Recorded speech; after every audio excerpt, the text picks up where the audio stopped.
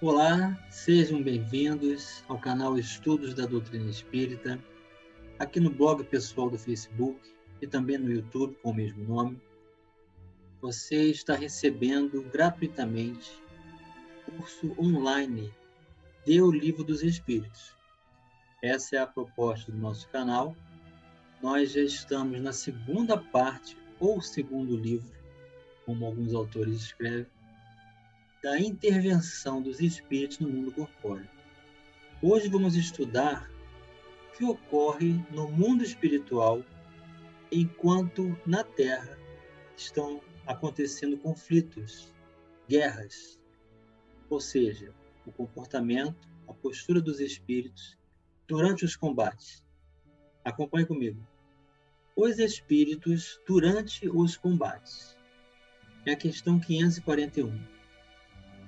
Allan Kardec perguntou: durante uma batalha, há espíritos assistindo e amparando cada um dos exércitos? E os espíritos respondem que sim, e que eles estimulam a coragem. E Kardec vem dar a sua contribuição. Os antigos figuravam os deuses, aqui deuses com letra minúscula, tomando o partido deste daquele povo. Esses deuses eram simplesmente espíritos representados por alegorias. Então, de acordo com a crença do povo, estabelecia-se uma adoração a um determinado indivíduo, um habitante do mundo espiritual, atribuindo poderes e, portanto, solução para os seus intentos humanos. O fato é que os espíritos assistem muito mais do que imaginamos, acolhendo os desencarnados e fortalecendo aqueles que se mantêm no propósito infeliz, equivocado da guerra, para estabelecer concurso com a sua saúde espiritual. 542. Estando numa guerra, a justiça sempre de um dos lados. Não pode haver espíritos que tomem partido dos que se batem por uma causa injusta. O Kardec está querendo saber se alguns espíritos se posicionam de um ou de outro lado dos oponentes de uma guerra. Bem sabeis haver espíritos que só se comprazem na discórdia e na destruição. Para esses, a guerra é a guerra. A justiça da causa pouco se preocupa. Então, aqui uma revelação do comportamento dos habitantes do mundo espiritual que ainda estão dispostos a insuflar essa conflagração de desequilíbrio, de oposição, de adversidade entre as nações, estabelecendo a guerra. Portanto, uma influência que vem estabelecer comunhão com o interesse do encarnado. 543. Podem alguns espíritos influenciar o general na concepção de seus planos de campanha? Não existe alguma atuação específica para o líder do exército? E os espíritos respondem: sem dúvida alguma. Podem influenciá-lo nesse sentido, como com relação a todas as concepções. Então ninguém fica desamparado, ninguém deixa de receber os influxos da possibilidade de ressignificação dessa atitude equivocada. Todos recebemos orientações, alertas, inclusive aqueles que deflagram guerra contra seus próprios irmãos. 544. Poderiam maus espíritos suscitar-lhe planos errôneos com o fim de levá-lo à derrota? Podem, mas não tem ele o livre-arbítrio? Se não tiver critério bastante para distinguir uma ideia falsa, sofrerá as consequências, e melhor faria se obedecesse, em vez de comandar. Então, em todos os momentos de nossas vidas, nós vamos receber sugestões para executar este ou aquele plano. Cabe a nós fazer a distinção do que seja melhor. E assim, obedecer à voz da consciência será muito melhor do que se aventurar uma inspiração equivocada para o mal. 545. Pode alguma vez o general ser guiado por uma espécie de dupla vista, por uma visão intuitiva que lhe mostre de antemão o resultado de seus planos? Isso se dá a miúde com o homem de gênio. É o que ele chama inspiração, que faz que obre com uma espécie de certeza.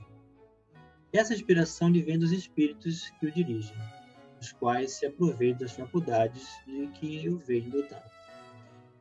Então, para todos os nossos propósitos, nós teremos sempre uma potencialização. A decisão de seguir o foco do propósito vem da intimidade de cada um de nós. Daí desenvolvermos o interesse do bem para atrair os espíritos do bem. Se desenvolvemos o interesse da posse, da conquista, da destruição, assim também haverão espíritos que vão estabelecer esse concurso, inspirando e estabelecendo planos de execução. 546. No tumulto dos combates, o que se passa com os espíritos dos que sucumbem? Continuam após a morte a interessar-se pela batalha? Então, o espírito estava no combate e desencarnou. Pode acontecer com ele. Alguns continuam a interessar-se, outros se afastam. Então, mesmo desencarnado, o espírito pode se dar conta de uma realidade que ele não compreende ainda, por não se preparar, e continuar com o seu propósito, como se ainda estivesse no combate.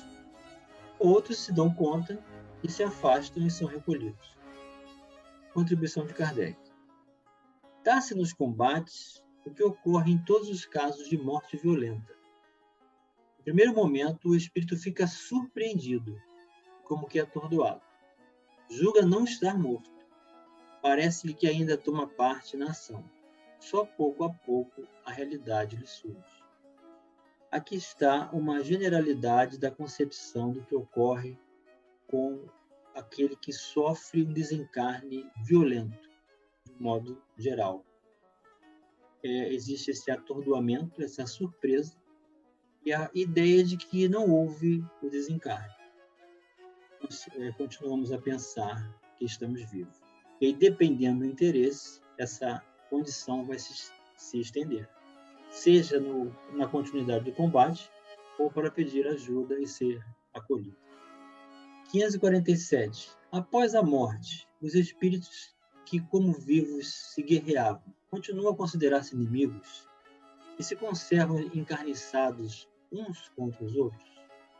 Então, após o desencarne, continua existindo essa ideia da adversidade, da guerra? Nessas ocasiões, o espírito nunca está calmo. Pode acontecer que nos primeiros instantes, depois da morte, ainda odeie o seu inimigo, mesmo o persiga. Quando, porém, se lhe restabelece a serenidade nas ideias, vê que nenhum fundamento há mais para a sua animosidade. Contudo, não é possível que dela guarde vestígios mais ou menos fortes conforme o seu caráter. Então, o nosso caráter ele vai determinar a conexão que vamos estabelecer com nossos propósitos, nos libertando pelo Evangelho ou nos mantendo vinculados ao próprio egoísmo e, portanto, aos ideais de liberdade, que não é a verdadeira libertação, agindo por conta própria dos propósitos da guerra também. Subpergunta A. Continua a ouvir o rumor da batalha? Perfeitamente. 548. O espírito que, como espectador, assiste calmamente a um combate, observa o ato de separar-se a alma do corpo? Como é que esse fenômeno se apresenta à observação? Raras são as mortes verdadeiramente instantâneas. Na maioria dos casos, o espírito, cujo corpo acaba de ser mortalmente ferido, não tem consciência imediata desse fato. Somente quando ele começa a reconhecer a nova condição em que se acha, é que os assistentes podem distingui-lo a mover-se ao lado do cadáver. Parece isso tão natural que nenhum efeito desagradável lhe causa a vista do corpo morto. Tendo-se a vida toda concentrada no espírito, só ele prende a atenção dos outros. É com ele que estes conversam, ou a ele que fazem determinações. Então, aqui os espíritos vêm nos mostrar toda essa ocupação de correlação natural, de conexão com o mundo espiritual, com espíritos da mesma natureza, do mesmo propósito. Então, as coletividades se modificam a partir da condição de transformação pessoal. Eis o que o Espiritismo nos convida a realizar. Nos tornarmos pacificadores, realizando a transformação íntima para que as nossas qualificações, das nossas escolhas na sociedade, sejam cada vez melhores, atingindo a coletividade, atingindo o conjunto e reconhecendo todas as pessoas como os nossos irmãos perante Deus.